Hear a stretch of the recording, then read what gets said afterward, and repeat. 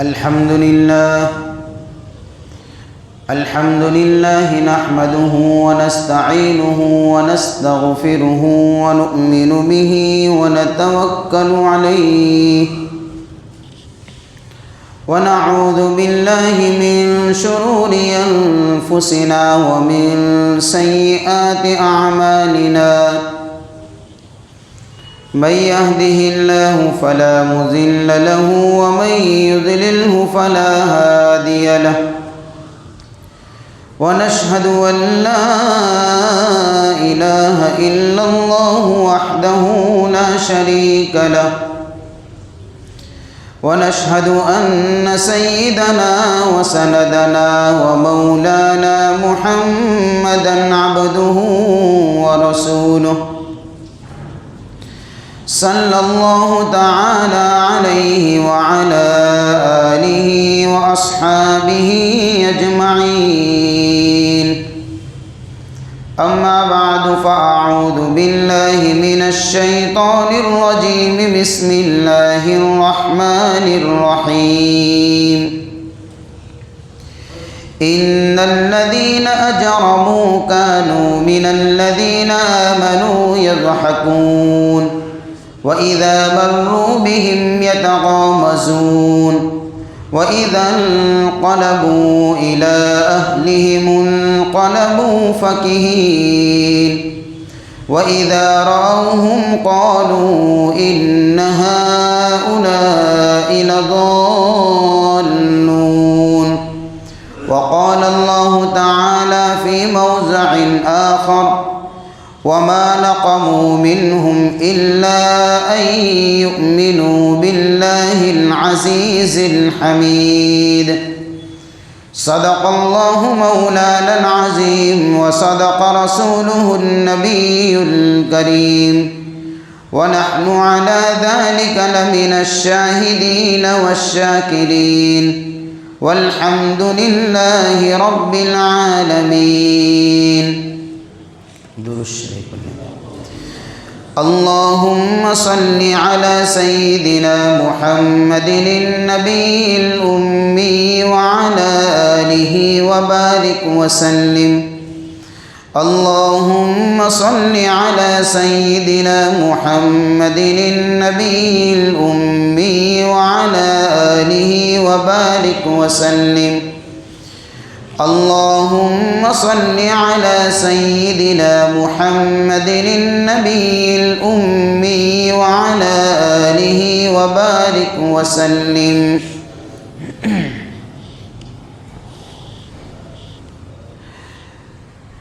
قابل قدر محترم دوستوں اور بزرگوں،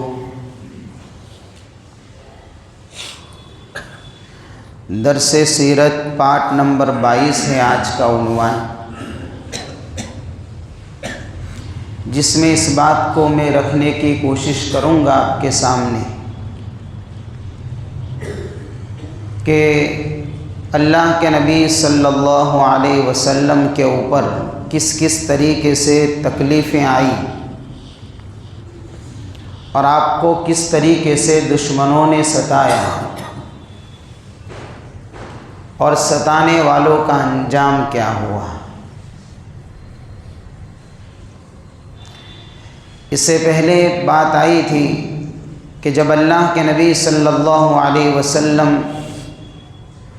دعوتی مشن کو لے کر اور اللہ کی طرف سے سونپی گئی ذمہ داری کو لے کر جب لوگوں کے پاس پہنچے اور لوگوں کو ایمان کے اور توحید کی جب دعوت دی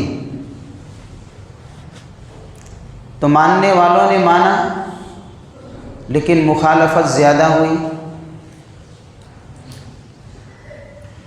بار بار آپ علیہ الصلاۃ والسلام لوگوں کے پاس جاتے ہیں اور توحید کا پیغام سناتے ہیں، مخالفتیں ہو رہی ہیں۔ جو مخالفین گروہ تھا، انہوں نے اس دعوت کے مشن کو روکنے کے لیے مختلف ہتھ کنڈے استعمال کی اور سازشیں کی۔ کبھی تو حضور کو دھمکی دیتے،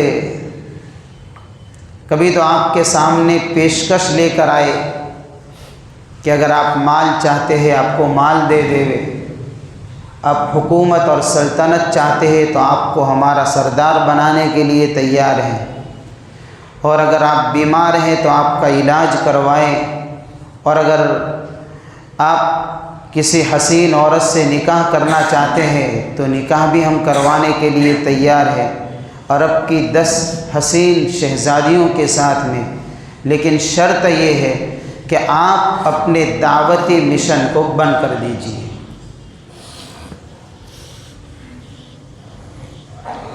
لیکن ظاہر سی بات ہے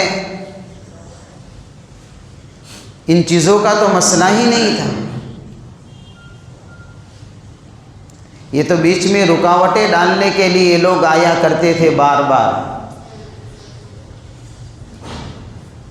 کبھی ابو طالب کے پاس جاتے ہیں، کبھی حضور کے پاس آتے ہیں، کبھی قوم کے لوگ بیٹھتے ہیں، مشورے ہو رہے ہیں ان کے، لیکن آپ نے اپنے مقصد کو جاری رکھا اور لوگوں کے اندر علی الاعلان توحید کی دعوت کو دینا شروع کیا۔ اللہ فرماتے ہیں فاصدع بما تؤمر واعرض عن المشرکین، اب کھل کر بولیے، کھل کر دعوت دیجئے لوگوں کو، توحید سمجھائیے اور بت پرستی کی مذمت ان کے سامنے رکھیے۔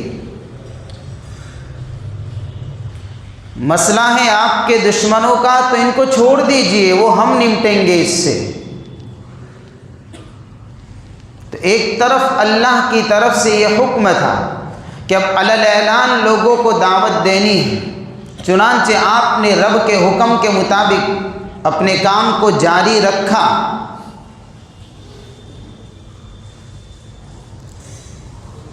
اور دوسری طرف یہ کفار مکہ جو تھے، بڑے بڑے سردار قسم کے لوگ، انہوں نے بھی جب دیکھا کہ اب تو ہمارے بتوں کی بھی برائی کھلم کھلا ہو رہی ہے، اور ہم نے جتنی بھی سازشیں کی، جتنے بھی ہتھ کنڈے استعمال کیے، کوئی بھی سازش ہماری کارگر ثابت نہیں ہوتی ہے، تو اب کیا کریں گے کہ اب آخری حربہ بچا ہے کہ حضور کو اتنی تکلیف دی جائے اور اس طریقے سے ستایا جائے اور اتنی مشقتیں ان کے اوپر ڈالی جائے کہ اسلام کی دعوت سے باز آ جائے اور رک جائے۔ یہ پورے طور پر توحید کے مقابلے کے لیے میدان میں اتر گئے۔ چنانچہ روایتوں میں آتا ہے کہ اللہ کے نبی صلی اللہ علیہ وسلم جب لوگوں کو دعوت دیتے تھے تو یہ جو بدنصیب لوگ تھے جنہوں نے طے کر دیا تھا آپ کو ستانا، آپ کو پریشان کرنا، آپ کو تکلیفیں پہنچانا، انہوں نے اپنا کام انجام دینا شروع کیا۔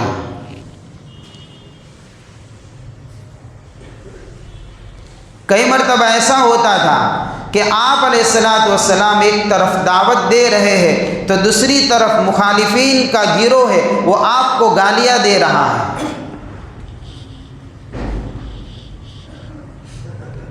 آپ کے چہرے انور پر تھوکا جا رہا ہے۔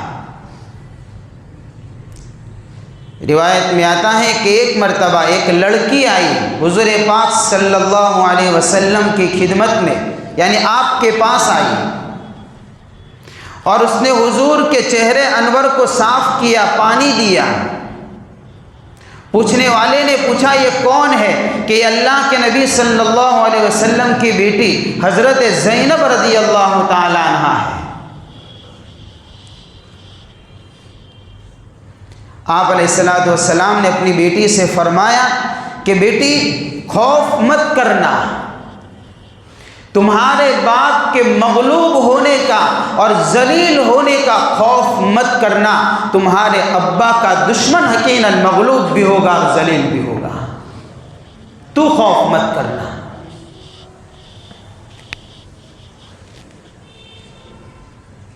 ایک مرتبہ ایسا ہوا، ایک روایت میں آتا ہے کہ اللہ کے نبی صلی اللہ علیہ وسلم حتیم کے اندر نماز ادا فرما رہے ہیں۔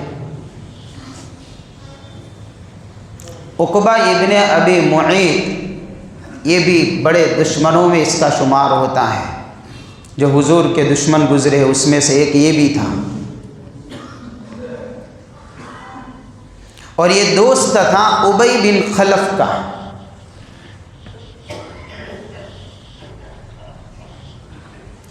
اور اس نے، عقبہ نے ایک مرتبہ حضور کی خدمت میں وہ آیا بھی تھا اور قرآن کی آیتوں کو سنا بھی ہے اس نے۔ جیسے اس نے اللہ کے کلام کو سنا ہے، فوراً چپ ہو گیا، کچھ بول نہیں سکا۔ تو اس کا جو دوست تھا ابی بن خلف، اس نے یوں کہا عتبہ سے کہ مجھے ایسی خبر ملی ہے کہ تو حضور پاک صلی اللہ علیہ وسلم، یہ تو حضور تو نہیں کہہ سکتے تھے، وہ تو یوں کہتے تھے کہ تو محمد بن عبداللہ کی مجلس میں جاتا ہے اور ان کی باتوں کو سنتا ہے۔ تیری میری دوستی آج سے ختم۔ کب تک؟ جب تک تو جا کر حضور کے منہ پر تھوک کرنا آئے تب تک میں تجھ سے بات نہیں کروں گا۔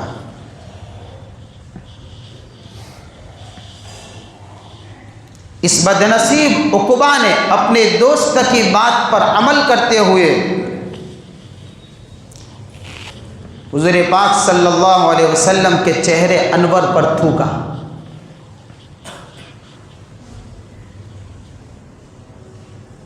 ہاں، اس چہرے انور پر تھوکا جس چہرے انور کا ذکر اللہ اپنے کلام پاک میں فرماتا ہے، جس حسین چہرے کے ذریعے سے رات کی تاریکیاں چھٹ جایا کرتی تھی، جس حسین چہرے کو دیکھ کر ایک مرتبہ دشمن بھی رعب میں آ جایا کرتا تھا،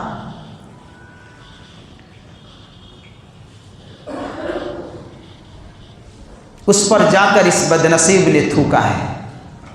اسی مبارک چہرے پر جا کر اللہ نے آیتیں اتاری، 19ویں پارے کے اندر ہے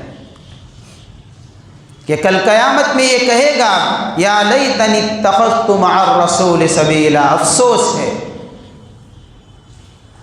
افسوس ہے مجھ پر، کس بات پر؟ کہ کاش کہ میں رسول اللہ کا راستہ اپنا لیتا۔ یا ویلتا لیتنی لم اتخذ فلانا خلیلا، اس کو دوست نہ بناتا تو اچھا تھا۔ اتنا افسوس کرے گا، اتنا افسوس کرے گا کہ افسوس کرتے کرتے اپنے ہاتھ کو کاٹ کھائے گا۔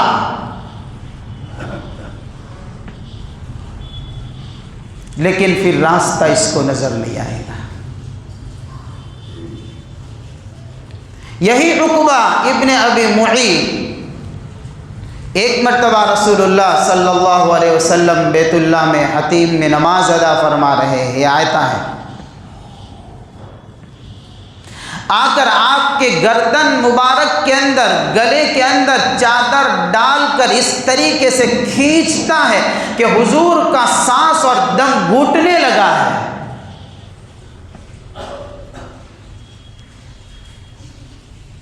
سانس لینے میں تکلیف ہونے لگی ہے۔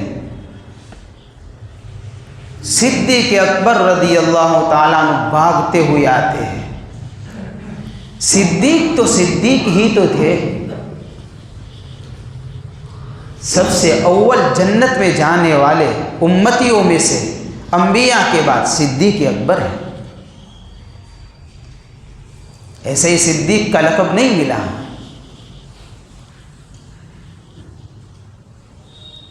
اس دشمن کو ہٹاتے ہیں اور ایک جملہ کہتے ہیں، جو جملہ موسیٰ علیہ السلام کی قوم کے اندر سے ایک آدمی نے کہا تھا۔ کس کو کہا تھا؟ فرعون اور حامان کو کہا تھا۔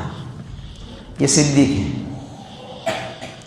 أتقتلون رجلا أن يقول ربي الله وقد جاءكم بالبينات من ربكم. ایسے آدمی کو قتل کرتے ہو، ایسے آدمی کو ستاتے ہو جو یوں کہتا ہے کہ میرا رب اللہ ہے اور تمہارے پاس اپنی نبوت اور رسالت کے متعلق واضح دلائل، معجزات اور نشانیاں لے کر آیا ہے، تم اس کو ستاتے ہو.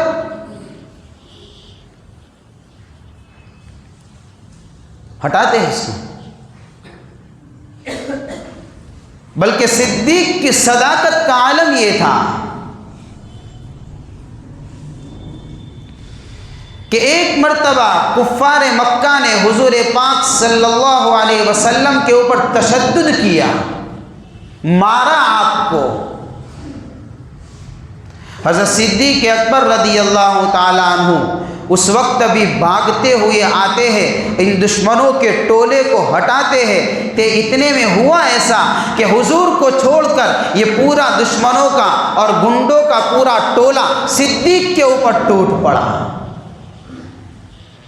ان کو بھی مارا. اتنا مارا ہے اور سر کو اس طریقے سے حضرت صدیق اکبر رضی اللہ تعالیٰ عنہ کے سر کو اس طریقے سے زخمی کر دیا کہ ہاتھ لگانے کی بھی طاقت نہیں تھی. پھر اتنا مارا ہے. ہر موقع کے اوپر حضرت ابوبکر صدیق رضی اللہ تعالیٰ عنہ نظر آئیں گے. اسی لیے ایک مرتبہ حضرت علی رضی اللہ تعالیٰ عنہ نے خطبے کے دوران لوگوں سے ایک سوال کیا، بتاؤ بہادر کون، صدیق یا موسیٰ کے زمانے کا وہ مومن مرد، افضل کون ہے؟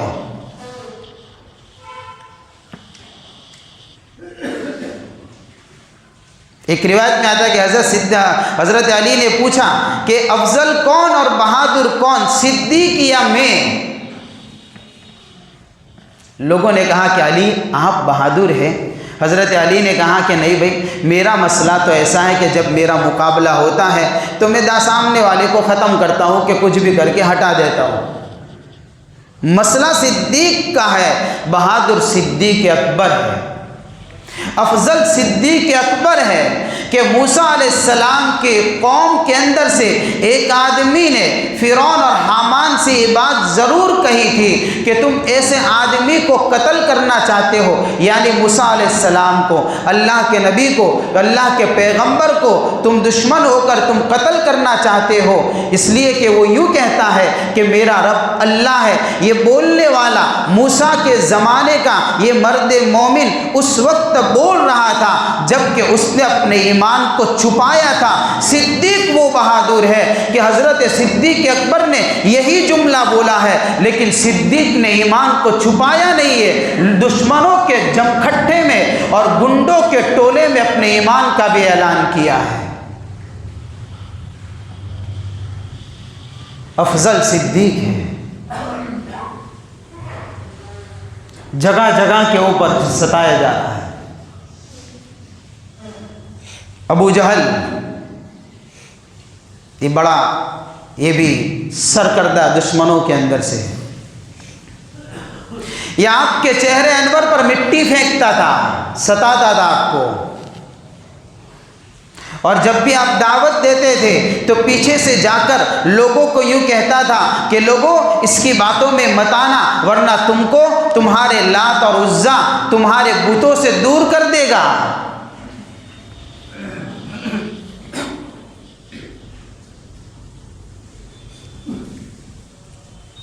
غزوہ بدر کے اندر اس کا انجام بہت برا ہوا ہے. ایک مرتبہ ابو جہل اپنے سرداروں کے ساتھ میں بیٹھا ہوا تھا تو اس نے کہا کہ کوئی ہے جو فلاں قبیلے کے اندر اونٹ کو یا جانور کو ذبح کیا گیا ہے، اس کی اوج کو لا کر ایک طرف حضور نماز پڑھ رہے ہیں بیت اللہ کے اندر، اور یہ ابو جہل اپنے ساتھیوں سے کہہ رہا ہے، اپنے دشمنوں اپنے دوسرے سرداروں سے کہہ رہا ہے کہ کوئی ہے فلاں قبیلے کے اندر اونٹ ذبح ہوا ہے، اس کی اوج کو اٹھا کر لا کر ان کے پیٹھ کے اوپر رکھ دے جب یہ سجدے میں جائے تو۔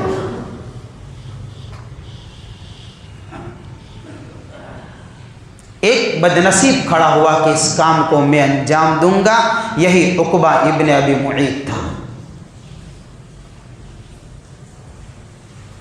یہ گیا اونٹ کی اوج کو لے کر آیا، حضور جب سجدے میں گئے ہیں تو آپ کی مبارک پیٹھ کے اوپر اس اونٹ کی اوج کو رکھ دیا۔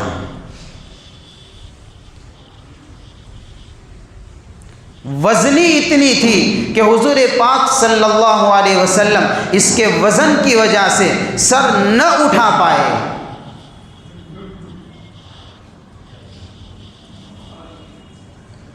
کسی نے حضرت فاطمہ الزہرا رضی اللہ تعالی عنہا کو بتا دیا کہ رسول اللہ کے ساتھ میں اور آپ کے ابا جان کے ساتھ میں اس طریقے سے واقعہ پیش آیا ہے۔ علماء نے لکھا ہے حضرت فاطمہ رضی اللہ تعالی عنہا کی عمر اس وقت صرف 5 سال کی تھی۔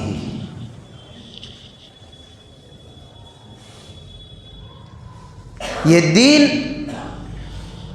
جس کو ہم معمولی سمجھ بیٹھے ہیں اس طریقے سے نہیں پہنچا جس تصور سے ہم چلا کرتے ہیں۔ ایک 5 سال کی بچی حضور کی وہ لختے جگر، حضور کا وہ جگر کا وہ ٹکڑا، ہمت کسی کی نہیں ہوتی ہے کہ آپ کی مبارک پیٹھ سے اس اونٹ کی اوج کو ہٹائے۔ اتنی وزنی ہے کہ اس کے وزن کی وجہ سے آپ سر نہیں اٹھا پا رہے ہیں۔ یہ چھوٹی سی معصوم بچی، یہ آپ کی بیٹی حضرت فاطمہ آتی ہے، 5 سال کی عمر ہے، کسی بھی طریقے سے ابا کے مبارک پیٹھ سے اس اونٹ کی اوج کو ہٹایا ہے۔ کس طریقے سے ہٹایا ہوگا؟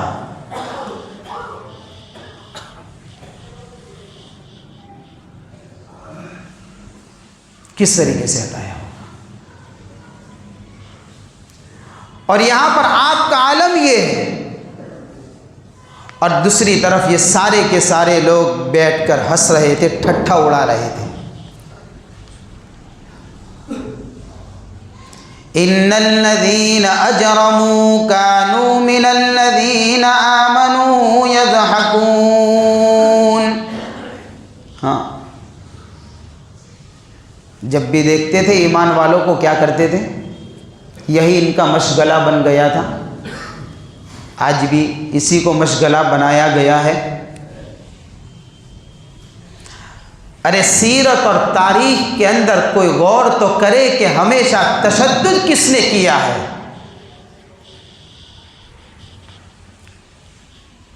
سختی کس نے کی ہے؟ موب لنچنگ کے کارنامے کس نے انجام دیے ہیں؟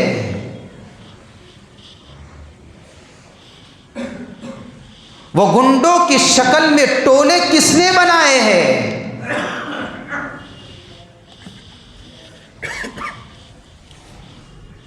یہی گنڈے آج بھی نظر آتے ہیں بھائی آپ کو؟ ہاں، یہ تو ہمیشہ رہے گا معاملہ تو، لیکن ہمیں اپنے ایمان کو اور اپنے دین کو نہیں چھوڑنا ہے۔ اللہ کے نبی صلی اللہ علیہ وسلم فوراً اپنا مبارک سر پھر اٹھاتے اسی وقت دعا کر دی، بیت اللہ کے اندر بد دعا کی ہے ان کے لیے۔ سب کا انجام بڑا بھیانک ہوا ہے۔ یہ سارے کے سارے جو تھے، ابو جہل تھا، ابو لہب تھا، عقبہ ابن ابی معیط تھا، اور امیہ بن خلف تھا، یہ ساری جو ہیں یعنی کہ جو بھی بڑے بڑے سردار قسم کے لوگ تھے، یہ سب کے سب مارے گئے جنگ کے اندر۔ غزوہ بدر کے اندر بھی مارے گئے، غزوہ احد میں بھی مارے گئے۔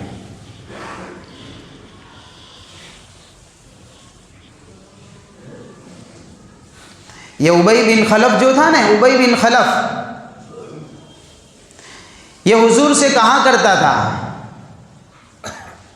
کہ میں نے ایک گھوڑا پالا ہے. ہمارے لیے عبرت کا سامان ہے اس واقعے کے اندر.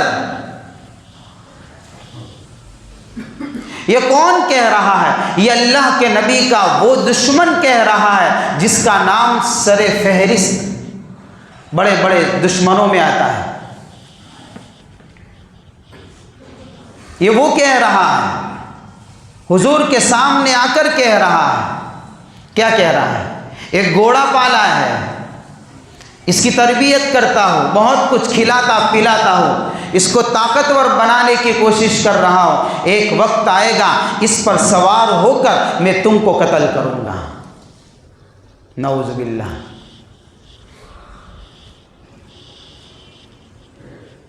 اللہ کے نبی صلی اللہ علیہ وسلم نے فرمایا وقت آنے دے پتہ چل جائے گا. تو کہتا ہے وقت آنے دے، وقت بتائے گا کیا ہوگا. چنانچہ واقعہ ایسا ہوا کہ غزوہ احد کے موقع کے اوپر یہی ابی بن خلف حضور پاک صلی اللہ علیہ وسلم کو تلاش کر رہا ہے کہ کہیں مل جائے تو میں اپنا یعنی کہ جو وعدہ ہے اس کو پورا کروں. اتنے میں سامنے سے آتا ہوا دکھائی دیا. آپ کے ساتھ میں آپ کے صحابہ ہیں. حضور نے فرمایا کہ کام نمٹا، صحابہ نے فرمایا کہ کام نمٹا لے کہ ضرورت نہیں ہے، آنے دو قریب. وہ قریب آیا، ایک چھوٹا سا برچھا لے کر حضور پاک صلی اللہ علیہ وسلم نے اس کو مارا. معمولی سا زخم آ گیا، وہ لڑکتا ہوا گرا اور گرتے پڑتے پھر سے اپنے قوم کے اندر جا پہنچا اور چلاتا ہوا جا رہا تھا. علماء نے لکھا ہے اس کے چیخنے کی اور چلانے کی آواز گدھوں کی طرح ہو گئی تھی. کسی نے کہا کہ شرم نہیں آتی؟ بہادری کا تو یوں بہت بڑا چرچا کر رہا ہے تو، اور چھوٹے سے زخم کے اوپر جانوروں کی طرح چلاتا ہے، تجھے شرم نہیں آتی؟ اس نے کہا تم کو پتہ نہیں ہے یہ زخم لگا کس نے لگایا ہے. اگر اس زخم کی تکلیف کو حجاز والوں پر تقسیم کر دی جائے تو سارے کے سارے لوگ مر جائیں گے.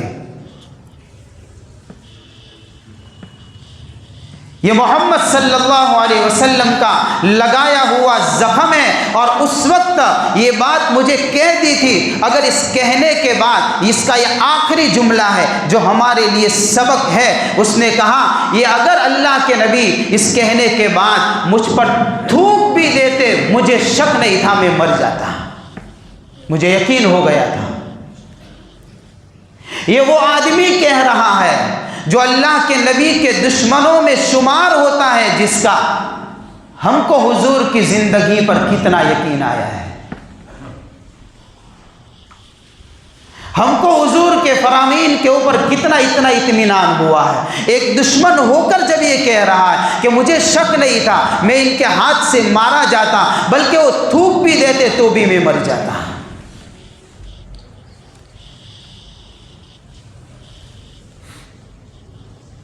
لیکن ہمارا عالم یہ ہے کہ ہم نے اللہ کے نبی کی زندگی سے اپنے آپ کو اتنا دور کر دیا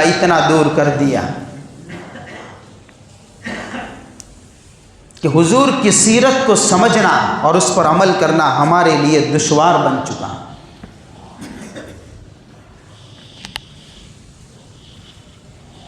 اور بھی بڑے بڑے ایسے دشمن تھے. اسود بن عبد یغوث، اسود بن عبد المطلب، ولید بن مغیرہ، حارث بن قیس، عاص بن وائل سہمی. ایک مرتبہ آپ علیہ الصلوۃ والسلام حتیم کے اندر موجود ہیں.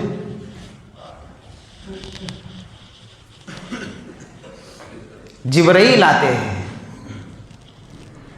اور اللہ کے نبی صلی اللہ علیہ وسلم حضرت جبرائیل سے کہتے ہیں کہ جبرائیل دشمنوں نے بہت ستایا ہے،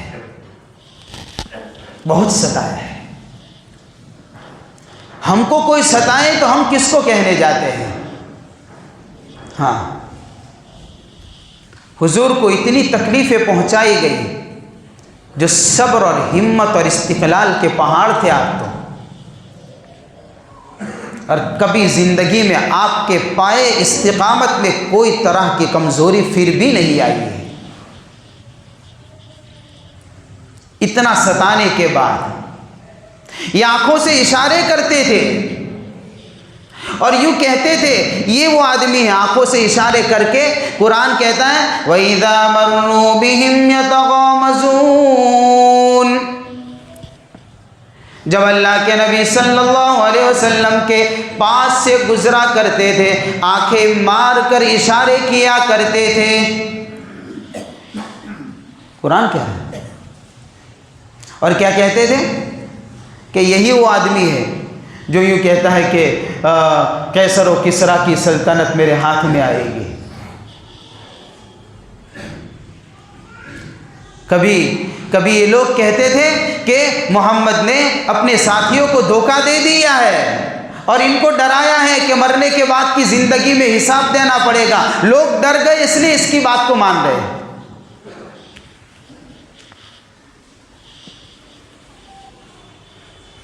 کبھی آنکھ سے کبھی مجنون کہہ دیا، کبھی گالیاں دے دی، کبھی چہرے انور پر تھوکا گیا، کبھی آپ کے جسم مبارک پر مٹی ڈالی گئی، کبھی چادر گلے میں چادر ڈال کر گھسیٹا گیا،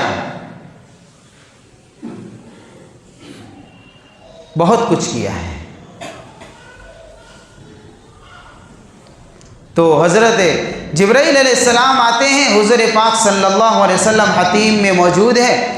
حضور نے حضرت جبرائیل سے کہا کہ جبرائیل بہت ستایا ہے دشمنوں نے۔ اتنے میں ولید بن مغیرہ گزرتا ہے وہاں سے، حضور نے کہا اس نے بھی ستایا ہے۔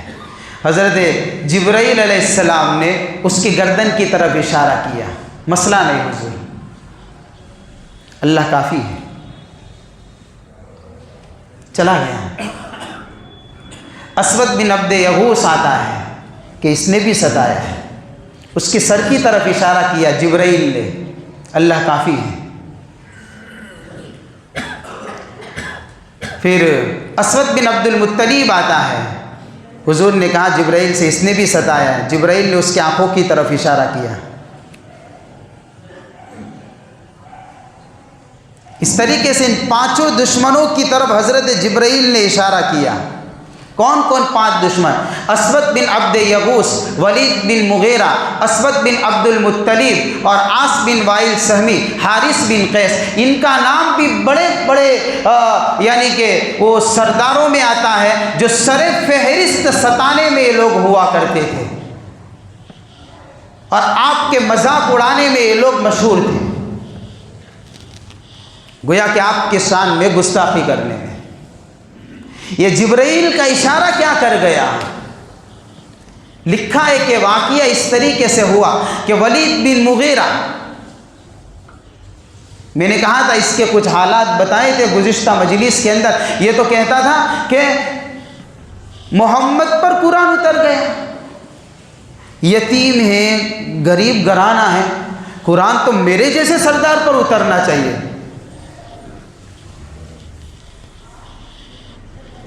جب کھوپڑیوں کے اندر کیڑے پڑ جاتے ہیں تو یہ بول زبان سے نکلتے ہیں۔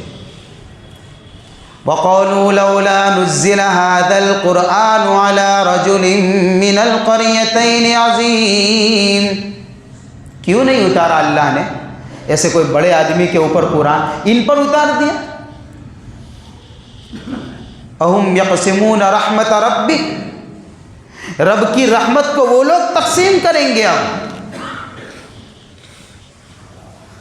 تو یہ ولید بن مغیرہ جو یہ کہا کرتا تھا، یہ جبرائیل نے اس کی گردن پر شہرک کی طرف اشارہ کیا تھا، جس کا مطلب علماء نے یہ لکھا ہے کہ ایک مرتبہ قبیلہ خزاعہ کے اندر یہ ولید بن مغیرہ گیا ہوا تھا، بیچ میں تیر پڑا ہوا تھا، اس کا پیر تیر کے اوپر آ گیا، وہ کمان میں سے چھٹ گیا اور اس کی گردن کے اوپر لا کر آ کے لگ گیا، گردن زخمی ہو گئی، اس زخم کے اندر سے دوبارہ اس کو شفا نہیں ملی اور تڑپ تڑپ کر پھر مر گیا۔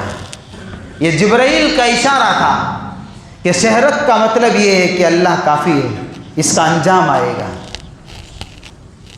ہوا۔ اسود بن عبد المطلب کی آنکھوں کی طرف اشارہ کیا تھا،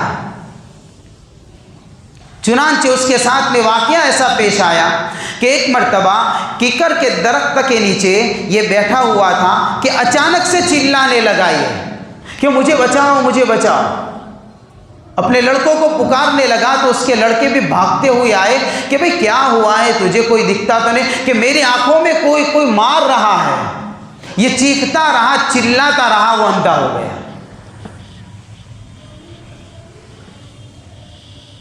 اس کے آنکھ کی طرف اشارہ ہوا تھا، وہ اندھا ہی ہو گیا، یہ چیختے چیختے چلاتے چلاتے۔ اسود بن عبد یغوث کی سر کی طرف اشارہ کیا تھا۔ علماء نے لکھا ہے جس کا مطلب یہ ہے کہ اس کے حضور کو ستانے کا اس کا انجام یہ ہوا کہ اس کے سر کے اندر ایسی پھنسیاں اور بڑے بڑے پھوڑے ہو گئے کہ پورا سر اس طریقے سے زخمی ہو گیا کہ اس کا علاج نہیں ہو سکا۔ اسی پھوڑے پھنسیوں میں تڑپ تڑپ کر یہ بھی مر گیا۔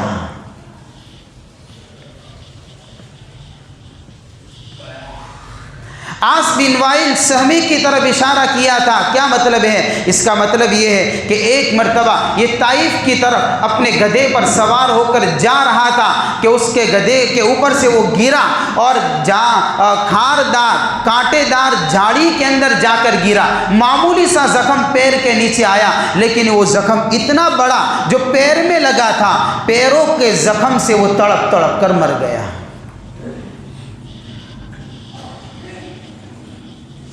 اور حارث بن قیس، اس کا انجام بھی بڑا بھیانک ہوا ہے۔ اس کے پیٹ میں کچھ بیماری ہو گئی۔ یہ سب کے سب حضور کو ستانے والے، آنکھیں مار کر اشارہ کرنے والے، آپ کے ساتھ میں مذاق کرنے والے، آپ کی شان میں گستاخی کرنے والے، اس کے پیٹ میں ایسی بیماری ہو گئی کہ اس کے پیٹ کے اندر سے پاخانہ اس کے منہ میں سے آنے لگا۔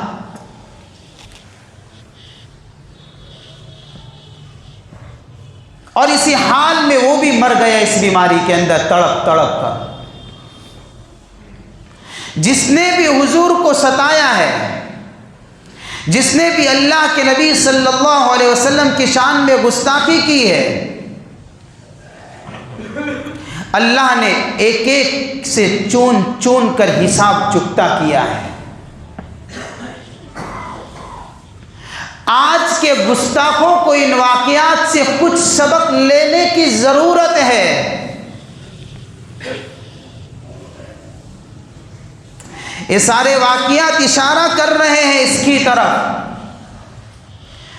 کہ جس کی ناپاک زبان حضور کے شان کے اندر اگر کھلے گی، آپ کی گستاخی کے لیے کھلے گی، تو انتظار کر، ایک وقت آئے گا اللہ تجھ سے بھی حساب لے گا۔ تو انتظار کر۔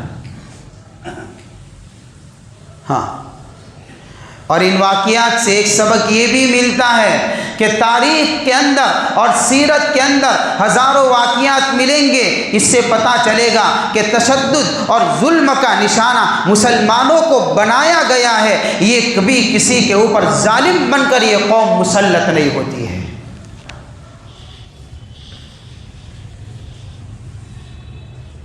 کبھی نہیں ہوتی۔ اس کو تو مساوات کا، انصاف کا درس سکھایا گیا ہے۔ جو بھی کچھ ہوا ہے وہ تلاش کرے کس کی برادری کے لوگ تھے، وہ سیرت بتائے گی۔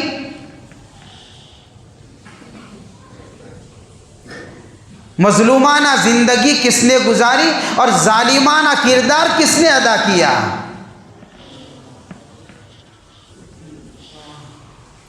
انصاف کی نگاہ سے دیکھنے والا تو سمجھ سکتا ہے اس بات کو، لیکن ظاہر سی بات ہے اب جس کی عقل پر پردہ ہی پڑ گیا ہو تو بات تو سمجھ میں آتی نہیں ہے پھر تو۔ والذین کذبوا بآیاتنا سنستدرجهم من حیث لا یعلمون، اللہ کہتے ہیں کہ پھر ایسے لوگ کیا کرتے ہیں کہ پھر ایسے لوگوں کو اللہ ڈیل دیتا ہے۔ مسئلہ نہیں، ظلم کا گڑھا ابھی پورا تیرا بھرا نہیں ہے، بھرنے دے، رب کی رسی کے اندر ڈھیل رکھی ہے ابھی، تو وقت آئے گا تو کھینچا جائے گا۔ اس لیے میرے بھائیوں، یہ سیرت کے واقعات ہمیں بتاتے ہیں ہم اپنے دین کو، اپنے ایمان کو مضبوطی سے تھامیں۔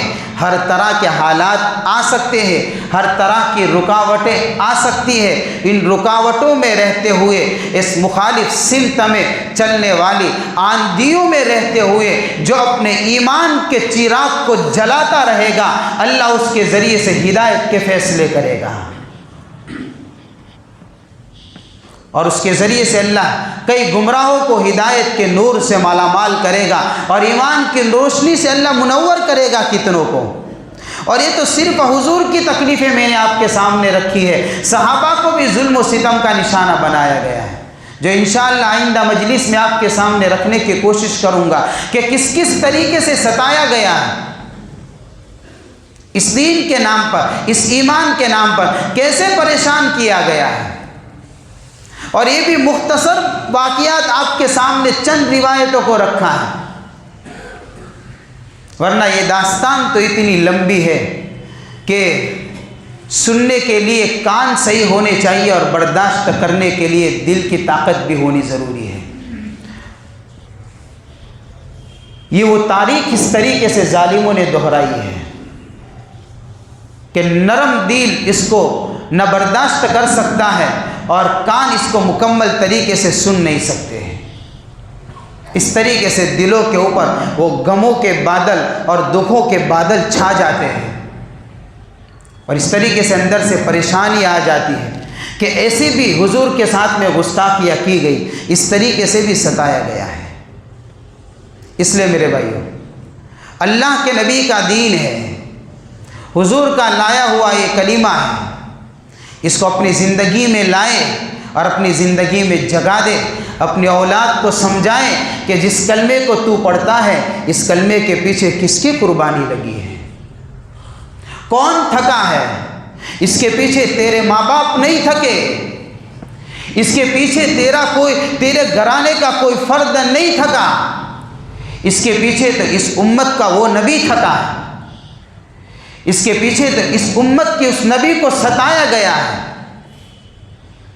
جس نبی کی تسلی کے لیے اللہ آسمان سے فرشتوں کو اتارا کرتا تھا اور یوں کہا کرتا تھا فَلَعَلَّكَ بَاخِعٌ نَفْسَكَ عَلَىٰ آثَارِهِمْ إِن لَّمْ يُؤْمِنُوا بِهَٰذَا الْحَدِيثِ أَسَفًا۔ اے نبی جی، لگتا ایسا ہے، غم اتنا کرتے ہیں کہ اگر یہ لوگ ایمان نہیں لائیں گے تو ایسا لگتا ہے آپ خود غم کے اندر آ کر بے چین اور یعنی کہ اس طریقے سے پریشان رہیں گے کہ آپ کی جان نہ نکل جائے کہیں۔ افسوس کرتے کرتے فرشتے آ کر تسلی دیتے ہیں۔ اللہ تعالی ہمارے دلوں کے اندر یہ درد پیدا فرمائے۔ وآخر دعوانا الحمد للہ رب العالمین۔